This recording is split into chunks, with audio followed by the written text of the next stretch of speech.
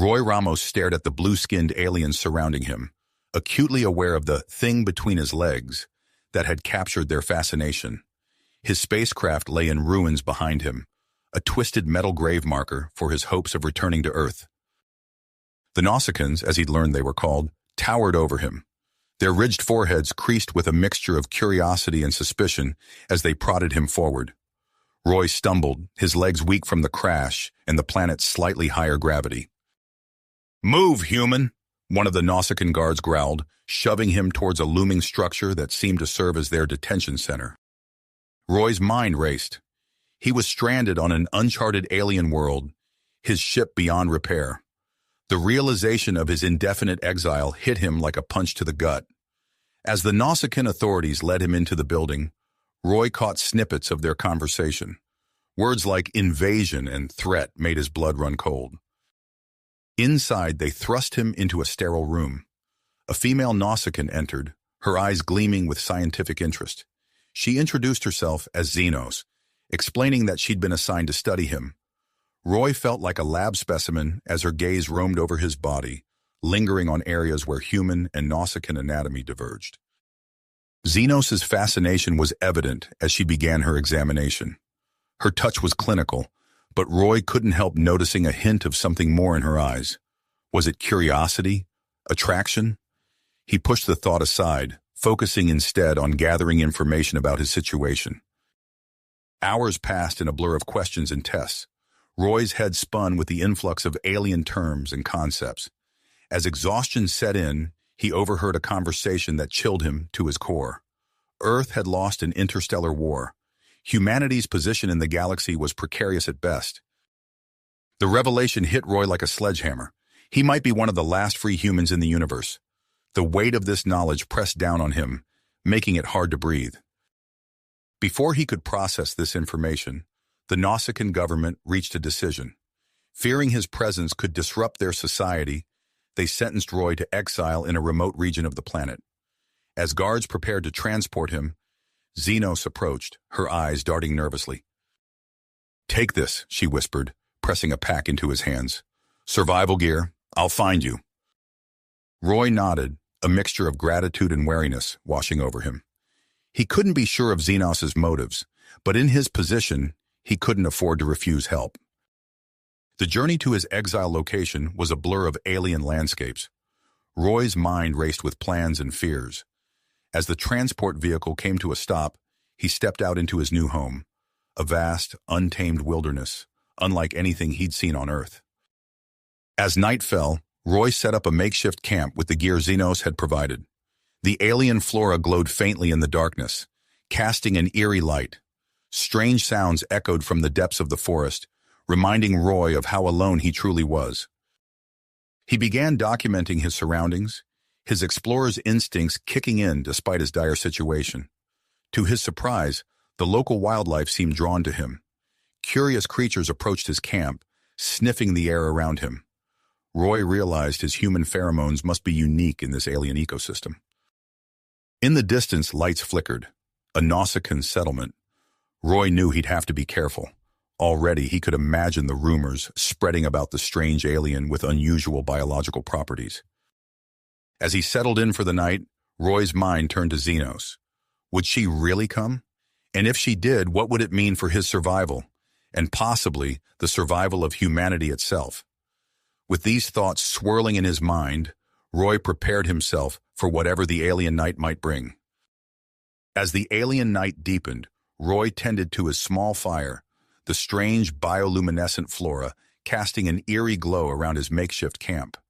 The unfamiliar sounds of nocturnal creatures echoed through the dense foliage, a constant reminder of his isolation on this alien world.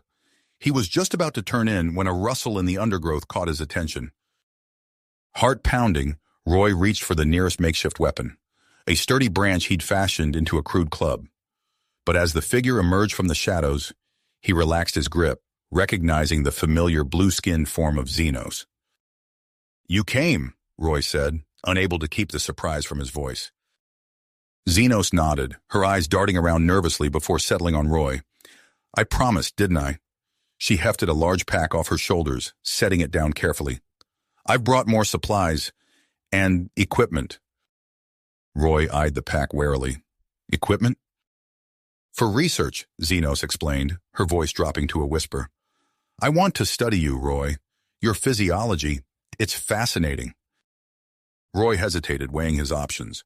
On one hand, being studied like a lab specimen didn't appeal to him.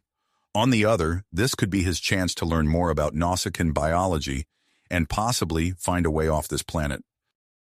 All right, he agreed finally. But I have conditions. I want to learn about your people too. And anything you can tell me about what's happening out there in the galaxy. Xenos nodded eagerly. Of course, it's only fair. As Xenos began unpacking her equipment, Roy helped her set up a small workstation.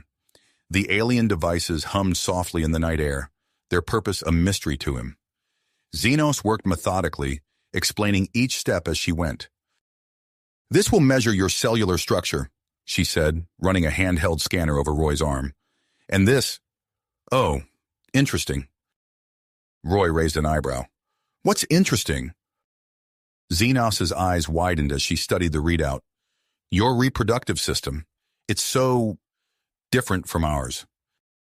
As the night wore on, Roy found himself explaining human biology in more detail than he'd ever imagined.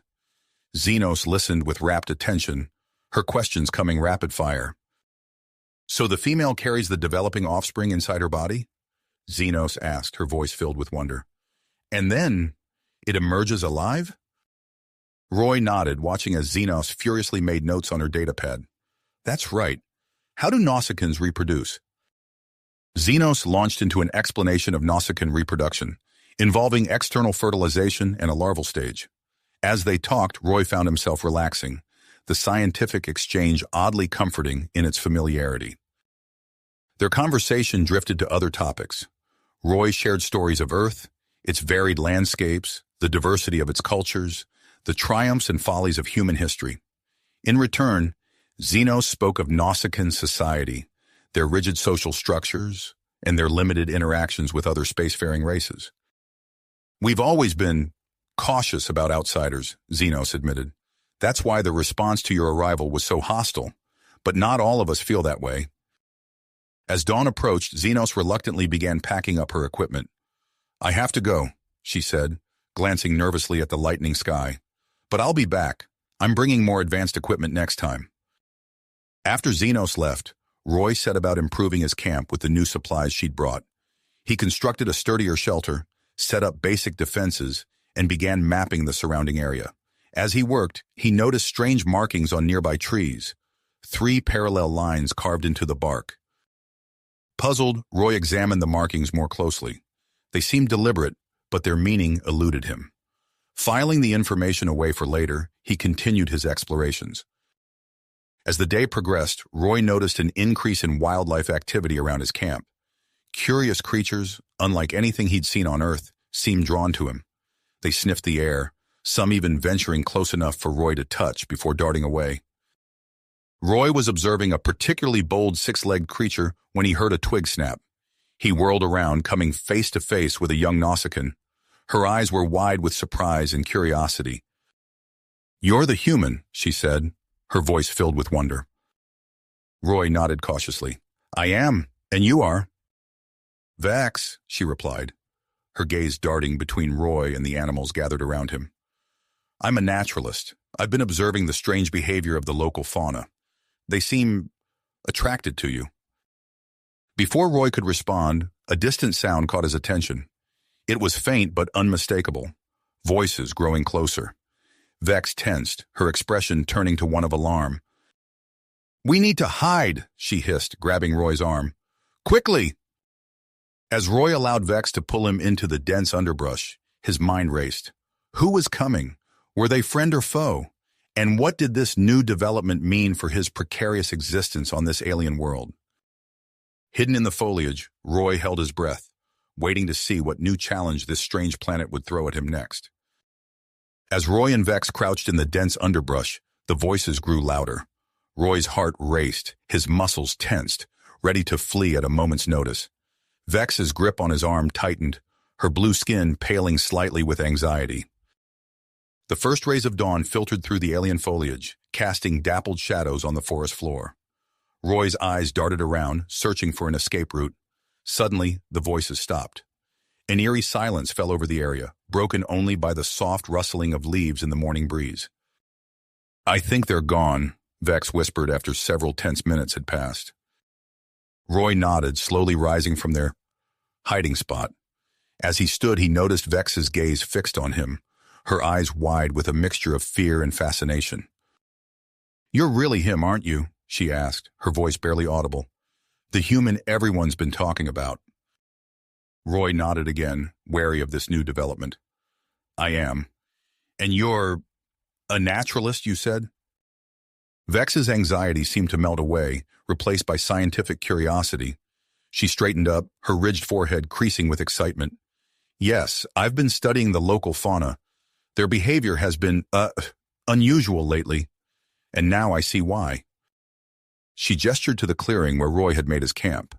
Several small alien creatures had gathered at the edge, their multiple eyes fixed on Roy with apparent interest. "They're drawn to you," Vex observed, her voice filled with wonder. "I've never seen anything like it." Roy hesitated, weighing his options.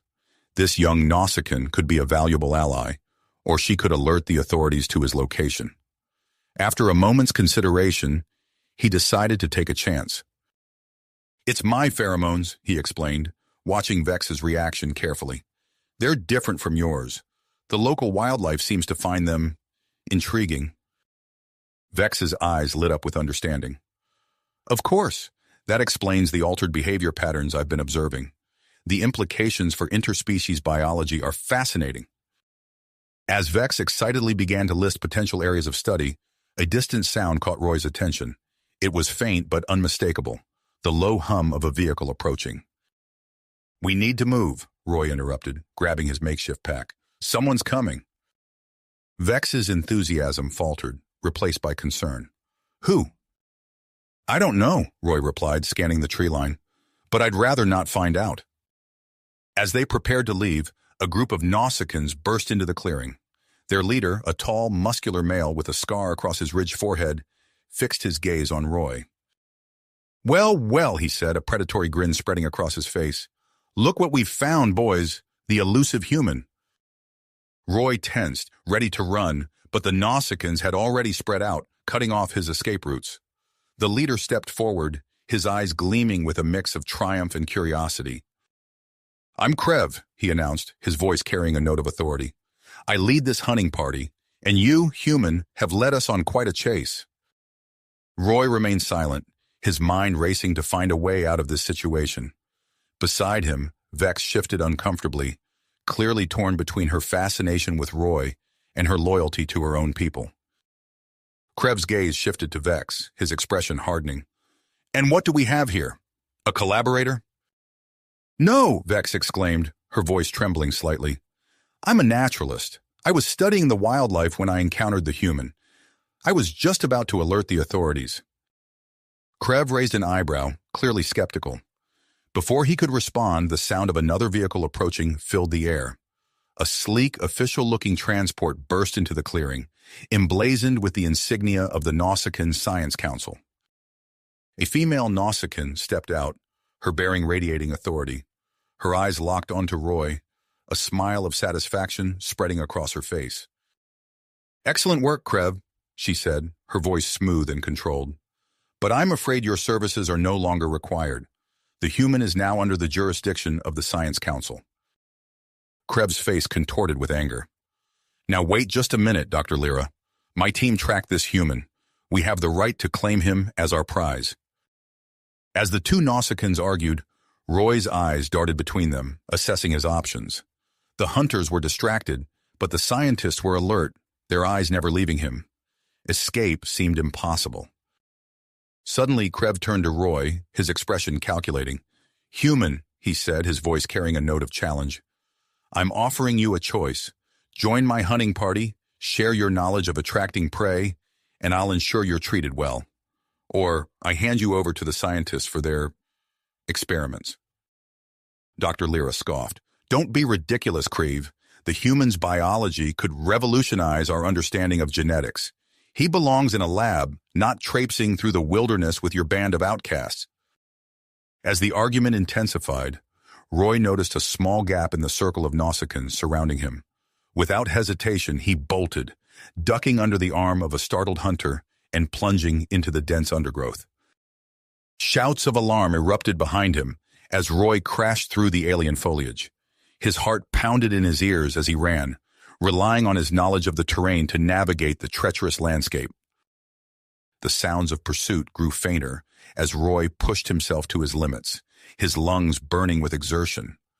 Just as he thought he might have lost them, he burst into a small clearing and found himself face to face with a group of Nausicaans, unlike any he had seen before. Their leader, a grizzled female with intricate tattoos covering her ridged forehead, stepped forward. Her eyes, filled with a wisdom born of hardship, studied Roy intently. "So," she said, her voice gravelly but not unkind, "you're the human that's caused such a stir. I am Zara, and you, outsider, have just stumbled upon the one place on this planet where you might find sanctuary." Roy, breathless and wary, straightened up. In the distance, he could hear the shouts of his pursuers growing closer. Zara extended her hand, her expression solemn. "Come with us," she offered. "Our community of outcasts may be your only chance for survival on this world." As the sounds of pursuit grew louder, Roy realized he had mere seconds to make a decision that could alter the course of his life on this alien planet. Planet. Roy hesitated for a split second, then grasped Zara's outstretched hand. With a nod of understanding, she led him and her group swiftly into the dense foliage, leaving the sounds of pursuit fading behind them. As they moved through the alien landscape, Roy marveled at the agility and stealth of his new companions. They navigated the treacherous terrain with ease, their movements fluid and nearly silent. After what felt like hours of travel, the group emerged into a hidden valley, nestled between towering cliffs. The outcast settlement sprawled before them, a collection of structures that blended seamlessly with the natural environment. Dwellings were carved into the cliff faces, while others were constructed from local materials, their designs unlike anything Roy had seen in the Nausicaan cities. Zara guided Roy through the settlement, attracting curious glances from the inhabitants. They arrived at a large circular structure at the center of the community. As they entered, Roy found himself facing a group of elderly Nausicaans, their faces etched with lines of wisdom and hardship. "Esteemed council," Zara announced, her voice carrying a note of reverence, "I present to you the human who has caused such turmoil in our world." The council members studied Roy intently, their eyes flickering with a mix of curiosity and caution. After a moment of silence, the oldest among them spoke, his voice gravelly but strong. "Human, your arrival has stirred more than just our people. Even the land itself seems to respond to your presence. We have much to discuss." As the first light of dawn filtered into the chamber, the council shared with Roy their most closely guarded secret. They spoke of vast underground caverns, a hidden world beneath their feet that served as both sanctuary and lifeline. "These caves are our true home," explained one of the female elders, her eyes glinting in the dim light. "They protect us from those who would see us exiled or worse, but they also provide us with rare minerals, resources that allow us to survive and thrive despite our isolation." As Roy absorbed this information, a commotion outside caught everyone's attention. Shouts and growls echoed through the settlement, growing louder by the second. Roy rushed to the entrance, his heart pounding, as he recognized a familiar figure stumbling into the clearing, pursued by a pack of snarling, six-legged predators. "Vex!" Roy called out, instinctively moving to help her. Zara's hand on his arm stopped him. "Wait," she cautioned, her eyes narrowing as she assessed the situation. The outcasts mobilized with impressive speed, driving back the predators with a coordinated display of strength and skill. As the threat receded, all eyes turned to Vex, who stood panting and wide-eyed in the center of the settlement. Roy stepped forward, placing himself between Vex and the wary outcast. "I know her," he explained quickly. "She's a naturalist. She means no harm." Zara studied Vex for a long moment before nodding. "Very well. She may stay for now, but she is your responsibility, human." As the excitement died down, Roy found himself drawn into the daily life of the outcast community. He observed their customs, marveling at how they had adapted Nausicaan culture to their unique circumstances. As the day progressed, Zara approached Roy and Vex with an unexpected proposition. "Tonight, we celebrate the joining," she announced, her tone both solemn and excited. "It is a sacred ritual, typically reserved for mated pairs. But in light of recent events, the Council believes it would be enlightening for you to participate." Roy and Vex exchanged uncertain glances. "What does this ritual involve?" Vex asked, her scientific curiosity piqued. Zara's lips curved into a smile. "It is a dance, a physical representation of our reproductive process. It is complex, beautiful, and deeply significant to our people." As night fell, Roy and Vex found themselves in the center of a large gathering. The outcasts formed a circle around them, their faces expectant. Alien music filled the air, a rhythmic pulsing that seemed to vibrate through Roy's very bones. Following Zara's lead, Roy and Vex began to move. The dance was indeed complex, requiring a level of coordination and flexibility that challenged them both. Their attempts to mimic the fluid, almost serpentine movements of the Nausicaans led to several awkward collisions and near falls. The outcasts watched with a mixture of amusement and fascination as the human and traditional Nausicaan attempted to navigate the intricacies of their sacred dance. Despite their best efforts, Roy and Vex's physiological differences made certain aspects of the ritual impossible to replicate accurately. As the dance reached its crescendo, Roy felt a strange sensation wash over him. His skin tingled, and he became acutely aware of a sweet, heavy scent in the air. Around him, the outcasts began to murmur in surprise and wonder. The native flora surrounding the settlement had burst into bloom, despite being out of season. Vibrant flowers unfurled their petals, releasing clouds of shimmering pollen into the night air. The Nausicaans closest to Roy and Vex began to show signs of an unexpected reaction, their skin flushing and their breathing becoming rapid. Zara stepped forward, her eyes wide with astonishment. "This is unprecedented," she breathed, reaching out to touch one of the blooming plants.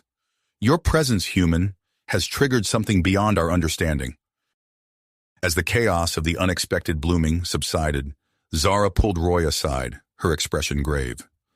"There is something you must know," she said, her voice low. "Our community faces a crisis. For generations, we have struggled with infertility. Our numbers dwindle with each passing year." Roy listened intently, sensing the weight of Zara's words. She continued, her eyes fixed on his. "We believe your unique biology might hold the key to our survival, but we must ask ourselves, at what cost?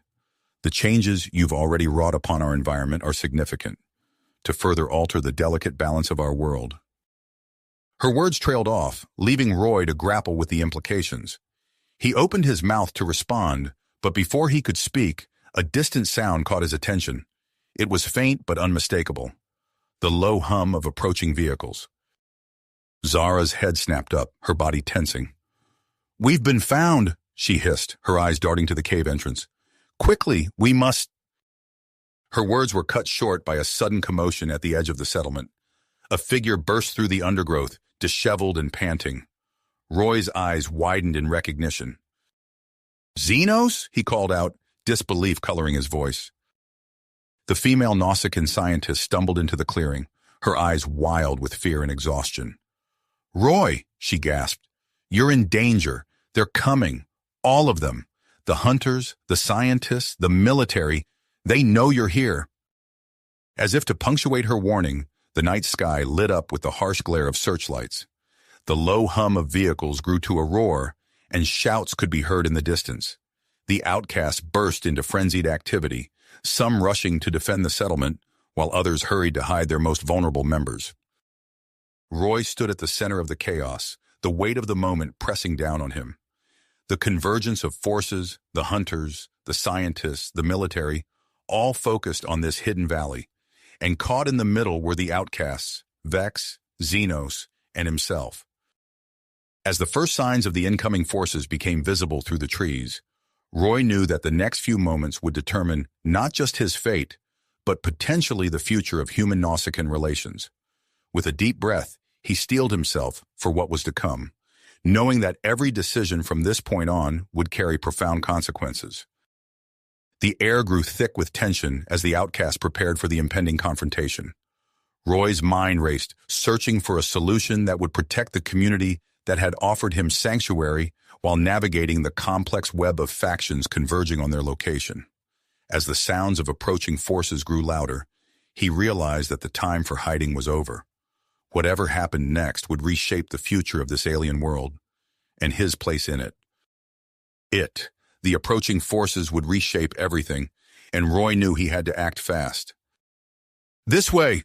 Zara hissed, grabbing Roy's arm and pulling him towards a hidden entrance at the back of the council chamber. "Our caverns are our last refuge." Roy nodded, gesturing for Vex and Xenos to follow. As they ducked into the narrow passage, the first shouts of the invading forces echoed through the settlement. The group descended into darkness, the air growing cooler and damper with each step. Roy's eyes struggled to adjust, but Zara moved with certainty, guiding them through the twisting tunnels. The sweet scent of the pollen lingered in the air, carried down from the surface by subtle air currents. "What's happening up there?" Vex whispered, her voice tight with tension. "Nothing good," Xenos replied, her breathing labored from the hasty escape. "The military, the scientists, the hunters, they're all converging. And they all want you, Roy." Roy's mind raced, trying to process the rapidly unfolding situation. The convergence of factions, the mysterious pollen, the outcast infertility. It all seemed interconnected, but how? A distant rumble shook the cavern, sending a shower of loose pebbles clattering to the ground. Zara paused, her head tilted as if listening. "They're using heavy equipment," she growled. "We need to move deeper." As they pressed on, Roy noticed a change in the cavern walls. The rough, natural stone gave way to smoother surfaces, almost polished in places. Strange symbols began to appear, glowing faintly with an inner light. "Zara!" Roy called out, his voice hushed. "What is this place?" Before she could answer, they emerged into a vast chamber that took Roy's breath away. The space was filled with sleek, curved structures that were undeniably technological in nature. Pulsing lights and humming machinery created an otherworldly atmosphere. "By the stars," Xenos gasped, her eyes wide. "This isn't Nausicaan technology." At the center of the chamber stood a tall, cylindrical pod. Its surface was frosted over, but a soft blue light emanated from within. As they approached, Roy's heart nearly stopped. Through the cloudy surface, he could make out the features of a human woman. "Impossible," he breathed. Zara stepped forward, her fingers dancing over a nearby control panel. With a hiss of escaping gas, the pod began to open. The woman inside stirred, her eyes fluttering open after what must have been centuries of sleep. Where am I?" she mumbled, her voice hoarse from disuse. Roy helped her from the pod, supporting her weight as she regained her balance. "You're safe," he assured her. "I'm Roy. What's your name?" "Dr. Elena Reeves," she replied, her gaze sharpening as she took in her surroundings. "Earth Science Directorate. I was on a mission. How long have I been asleep?" Before anyone could answer, another tremor shook the cavern. Dust rained down from the ceiling, and the distant sound of shouting grew louder. "We don't have much time," Zara urged. "We need to keep moving." As they hurried deeper into the cavern system, Dr. Reeves filled them in on her mission. A secret expedition to study Nausicaan biology and establish peaceful contact. Her words sent Roy's mind blown. Humans had been here before, centuries ago. The group emerged into a massive natural cavern, its walls glistening with phosphorescent fungi. At the far end, an underground lake stretched into darkness, its surface unnaturally still. "We're trapped," Vex said, her voice echoing off the stone walls. Roy turned to face the others, his expression grim. "Maybe not. Zara, you said these caves were your lifeline. Do they lead anywhere else?" Zara's eyes darted to the lake, then back to Roy. "There are rumors, old stories of passages beneath the water, but no one has ever—" Her words were cut short by a piercing screech. The cavern entrance they had come through erupted with activity as a swarm of bat-like creatures burst forth, fleeing from something behind them. "They're using pheromone trackers," Xenos realized aloud. "It's affecting the local fauna." As if in response to her words, The surface of the lake began to ripple. Something massive moved beneath the water, disturbed by the chaos around it. Roy looked from the approaching soldiers to the churning lake, weighing their options. The choice was clear, but the consequences were anything but. "Everyone into the water," he commanded, already wading in. "Whatever's down there, it's our only chance." As the group plunged into the frigid depths, Roy caught a glimpse of General Vrock entering the cavern, his face contorted with rage. Then the water closed over Roy's head, and he was swimming into the unknown, the fate of two species resting on his shoulders. Shoulders pulling him into the depths of the frigid lake. The cold water shocked his system, but Roy forced himself to focus, kicking hard to propel himself forward. Beside him, Vex, Xenos, Dr. Reeves, and Zara swam with desperate intensity, their forms barely visible in the murky darkness. As they descended deeper, Roy's lungs began to burn. Just as he thought he couldn't hold his breath any longer, Zara gestured frantically towards a faint glow in the distance. With rekindled tenacity, the group swam towards the light. They emerged gasping into a vast underwater cave, its walls pulsing with bioluminescent organisms. The ethereal blue light cast eerie shadows across their faces as they treaded water, catching their breath. "Everyone all right?" Roy panted, scanning the faces around him. Dr. Reeves coughed, expelling water from her lungs. "I'm okay," she managed, her voice hoarse. "But where are we?" Zara's eyes widened as she took in their surroundings. This shouldn't be possible," she whispered. The old stories. They were true. Before anyone could question her further, a low rumble echoed through the cave. The water's surface rippled ominously. "We need to move," Xenos urged, already swimming towards a narrow opening in the rock wall. "They'll find a way to follow us." The group swam through a series of twisting passages, the bioluminescent organisms lighting their way. As they progressed, Roy noticed the water level dropping. Soon they found themselves wading through shallow pools, then walking on damp stone. They emerged into a cavern so vast that its ceiling was lost in darkness. But it wasn't the size that took their breath away. It was what filled it.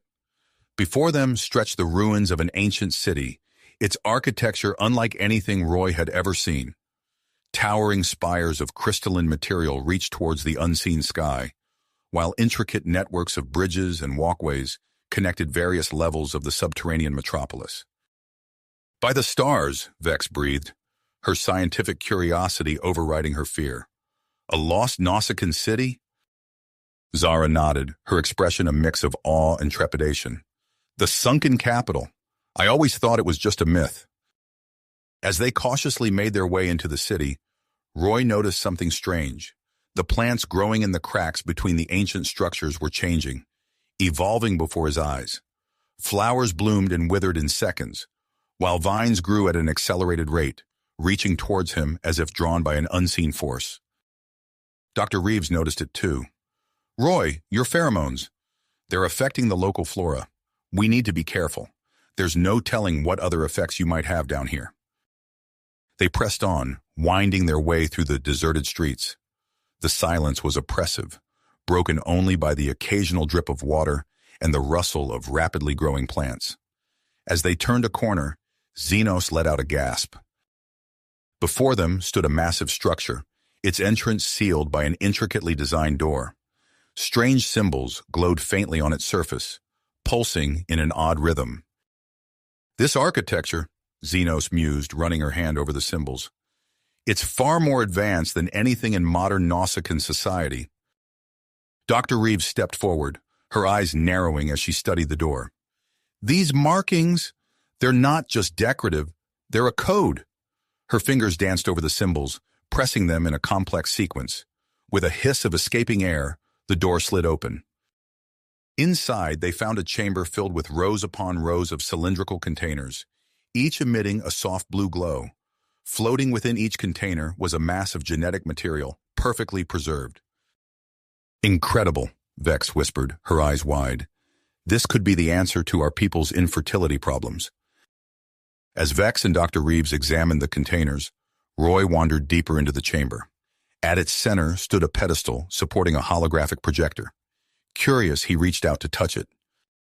The air shimmered, and a figure materialized before them. A Nausicaan, but unlike any Roy had seen. Its features were more refined, its bearing regal. "Greetings, Seekers," the hologram spoke, its voice echoing through the chamber. "If you are witnessing this message, then our worst fears have come to pass. Our attempts to enhance our species' reproduction have led to catastrophe. We abandoned this city to contain the damage, but I fear it may not have been enough." The group listened in stunned silence as the hologram detailed the fall of the ancient Nausicaan civilization. It spoke of a desperate arms race with another spacefaring species, of biological weapons that twisted the very fabric of life itself. As the message concluded, a tremor shook the chamber. Dust rained down from the ceiling, and in the distance they heard the unmistakable sound of something massive moving through water. "They've found us," Zara hissed, her eyes darting towards the exit. But it wasn't just the military they had to worry about. From deeper within the city came the sound of multiple footsteps and voices. Krev's hunting party had found another way in. Roy's mind raced. They were trapped between multiple hostile forces, in a city filled with ancient and potentially dangerous technology, and with every passing moment, his presence was causing unpredictable changes to the environment around them. As if to underscore the point, a nearby plant suddenly sprouted, its vines wrapping around Roy's arm. He pulled away, watching in fascination and horror, as the plant continued to grow and change at an alarming rate. "We need to make a decision," Xenos said, her voice tight with tension. "Do we take this genetic material, try to use it, or is that exactly what led to this civilization's downfall?" Before anyone could respond, a new voice cut through the chamber. "Perhaps we could be of assistance in answering that question." They turned to see a group of young Nausicaans entering the chamber, led by a female with bright, inquisitive eyes. She held up her hands in a gesture of peace. "I'm Lyra," she said, her gaze fixed on Roy, "and I believe we have much to discuss about the future of our species and the incredible potential your biology represents." The chamber fell silent as the various groups assessed each other. The fate of two species hung in the balance, and Roy knew that his next decision could change everything. The weight of responsibility settled on his shoulders as he prepared to respond to Lyra's offer. Roy took a deep breath, his mind racing with the implications of Lyra's words. The chamber hummed with tension as the various groups eyed each other warily. In that moment, Roy made a decision that would alter the course of two species. "We have a unique opportunity here," he said, his voice steady. "I propose we use the terraforming device in this chamber, but with a modification. We'll incorporate my DNA and pheromones to create a controlled, localized effect. It's a compromise that could address the Nausicaan reproductive crisis without risking planet-wide changes." Dr. Reeves's eyes lit up with understanding. "Brilliant, Roy. We can limit the scope while still achieving the desired outcome." Xenos stepped forward, her scientific curiosity piqued. "I can assist with the modifications. My knowledge of Nausicaan biology could prove invaluable." As the two scientists set to work, Roy noticed Vex standing apart from the group, her expression a mixture of wonder and confusion. The changes to her physiology had stabilized, leaving her with a unique hybrid form that bridged human and Nausicaan biology. "Vex," Roy called softly, "are you all right?" She turned to him, her eyes shimmering with an otherworldly light. "I feel different, balanced, as if I'm seeing the world through new eyes." Before Roy could respond, a thunderous crash echoed through the chamber. The massive amphibious creatures they had encountered in the lake burst through the far wall, their enormous forms dwarfing everyone present. Chaos erupted as water flooded in and debris rained down. General Vrock's soldiers opened fire, their energy weapons illuminating the chamber in flashes of searing light. Krev and his hunting party scattered, seeking cover among the ancient machinery.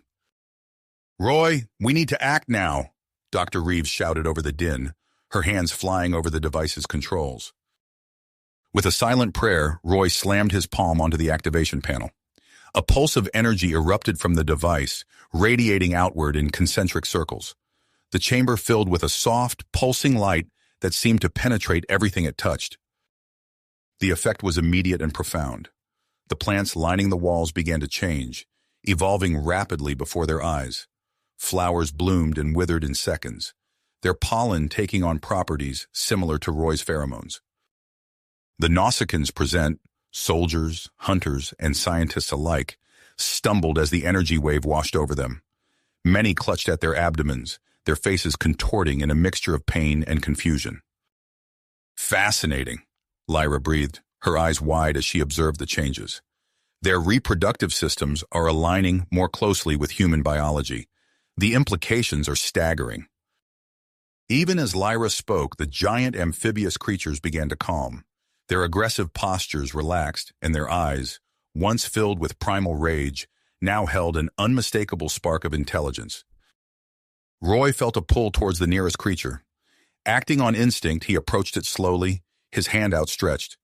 The being lowered its massive head, allowing Roy to touch its slick skin. In that moment of contact, Roy's mind was flooded with images and emotions. "They're sentient," he gasped, turning to the others. "They're the original inhabitants of this planet. They were nearly wiped out in an ancient conflict, the same one that led to the abandonment of the city." General Vrock, his face pale and sweating from the physiological changes, lowered his weapon. What have you done to us?" he demanded, his voice lacking its usual authority. Before Roy could answer, Dr. Lyra burst into the chamber, her eyes wild with excitement. "I followed Lyra's group," she explained breathlessly.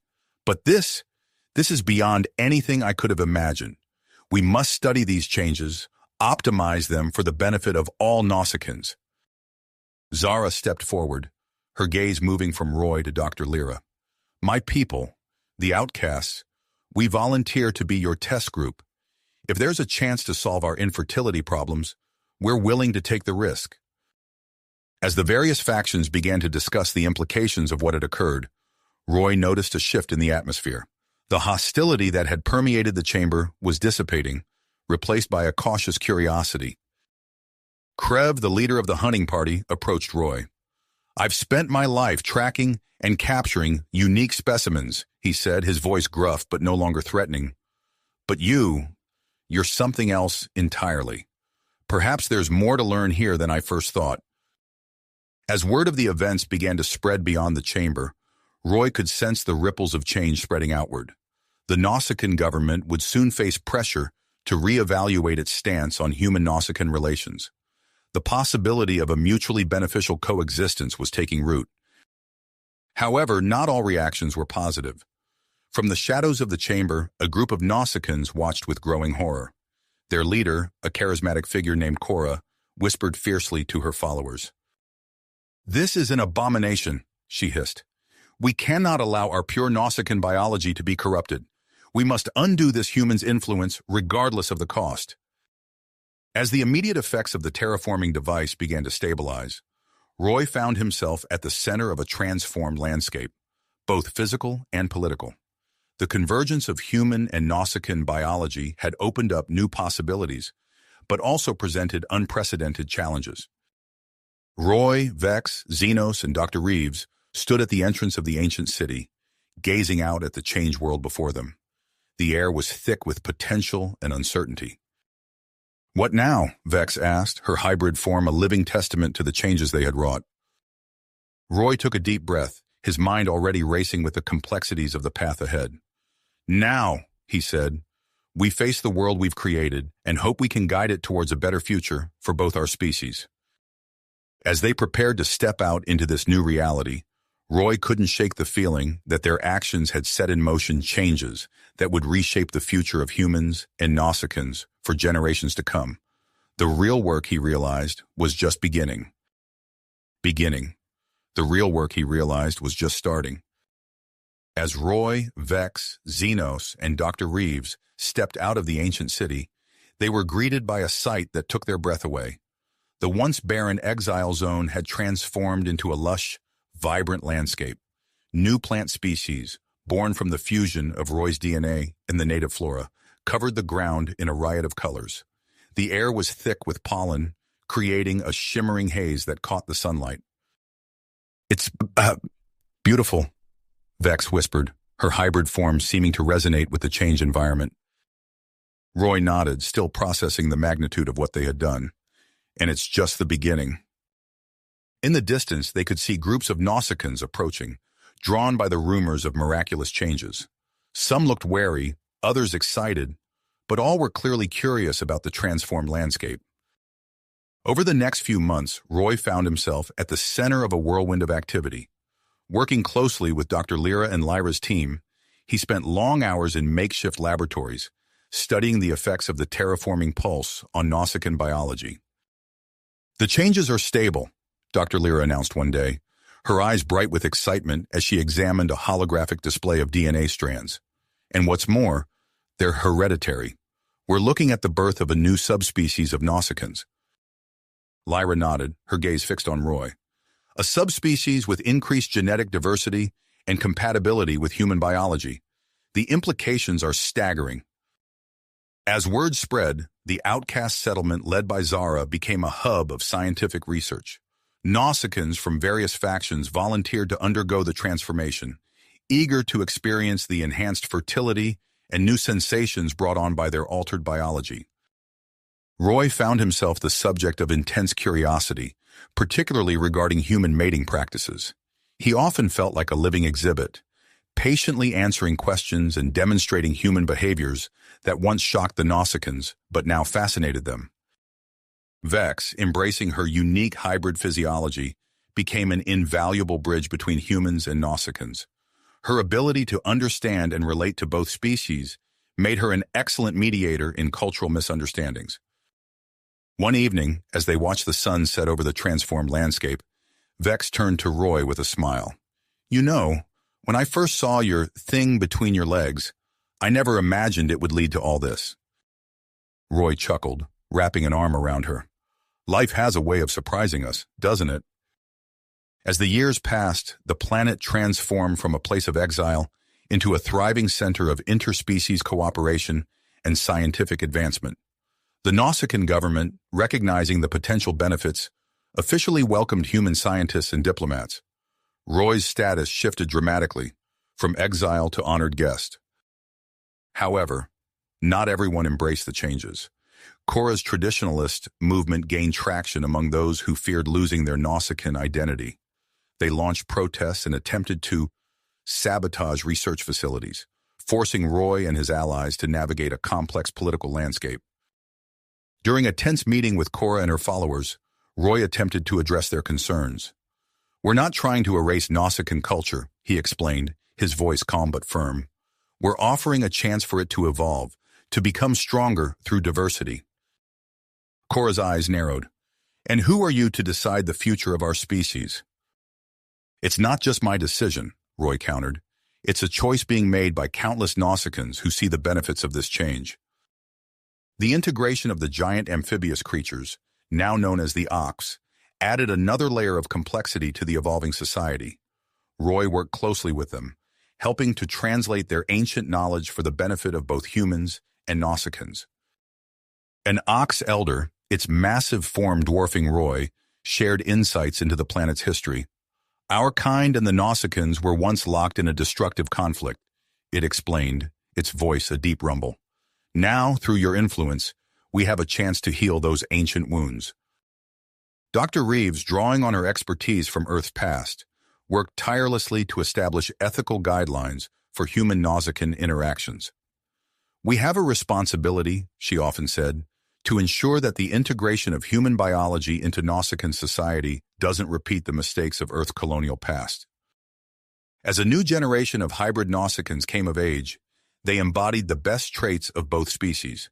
Roy watched with pride as these young individuals, strong and resilient like their Nausicaan ancestors, but with the increased fertility and genetic diversity from their human-influenced biology, took their place in society. Roy and Vex's relationship, once shocking to Nausicaans, became a symbol of successful interspecies cooperation. Their marriage ceremony, a blend of human and Nausicaan traditions, was attended by representatives from all factions, including a now supportive General Vrock and a reformed Kriv. As they exchanged vows, Roy looked out at the diverse gathering. Humans, Nausicaans, hybrids, and Ox stood side by side. a living testament to the new society they had built together. He realized that his accidental arrival on this planet had led to the creation of something truly unique and harmonious. Years later, on the 10th anniversary of the terraforming event, a grand celebration was held in the restored ancient city. The air was filled with excitement and the sweet scent of the newly evolved flora. Roy stood before the assembled crowd, Vex at his side, their 3 children, each a unique blend of human and Nausicaan traits, watching from the front row. 10 years ago, Roy began, his voice carrying across the hushed audience, I stood in this city as an exile, unsure of my future. Today, I stand here as part of a community that has grown beyond anything I could have imagined. As he spoke, Roy's gaze swept over the crowd. He saw faces of all kinds, pure Nausicaans, hybrids, humans, and even a group of Ox observing from a nearby lake. Even some of Korra's traditionalists, having seen the benefits of the transformation, had cautiously joined the festivities. The celebration culminated in a performance that would have been unthinkable a decade ago. Roy and Vex, along with other human Nausicaan couples, demonstrated the now famous human mating dance that had once so shocked Xenos. The audience cheered and laughed, the dance now a beloved part of their shared culture. As the day's events wound down, Roy and Vex found a quiet moment alone on a balcony overlooking the city. The sky was awash with the shimmering pollen that had become a hallmark of their transformed world. Roy pulled Vex close, marveling at how far they had come. Did you ever imagine this is where we'd end up? He asked, gesturing at the thriving city below. Vex smiled, her eyes reflecting the iridescent sky. Never, but I wouldn't change it for anything. As they stood there overlooking the world they had helped create, Roy felt a deep sense of contentment. What had begun as a tale of survival and cultural shock had blossomed into something far greater, a story of unity, progress, and love that transcended biological boundaries. Yet, even as he basked in the moment, Roy knew that their journey was not nearly finished. The future held new challenges and opportunities, as their unique society continued to evolve and find its place among the stars. You have reached the end of the story. If you enjoyed this story and want to support us, please leave a like and subscribe to our channel, and for every comment that says 88, I will heart every single one of them. Thank you for your time.